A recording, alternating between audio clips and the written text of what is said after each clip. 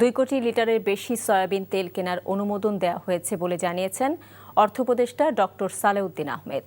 সকালে সচিবালয়ে অর্থনৈতিক বিষয় সংক্রান্ত উপদেষ্টা পরিষদ কমিটি এবং সরকারি ক্রয় সংক্রান্ত উপদেষ্টা পরিষদ কমিটির সভা শেষে ব্রিফিংয়ে বিদ্যুৎ, জ্বালানি ও খনিজ সম্পদ উপদেষ্টা মোহাম্মদ ফাউজুল কবির খান জানান, কারসাজির মাধ্যমে এলপিজির দাম অস্বাভাবিকভাবে বাড়ানো হয়েছে। রোজার আগে আমাদের যা প্রিপারেশন, যেটা মসুর ডাল, সেটা এর আগে তো আমরা চালের কথা বলেছি। সয়াবিন তেলের আমরা অর্ডার দিয়েছি, আর সয়াবিন বেশ প্রায় 2 কোটি লিটারের বেশি আর কি আমরা করেছি। যে অস্বাভাবিক যে হয়েছে, এটা একটা কারসাজির মাধ্যমে করা হয়েছে এবং সরকার এই জন্য ব্যবস্থা নিচ্ছে জেলা প্রশাসনের মাধ্যমে এবং পুলিশের মাধ্যমে।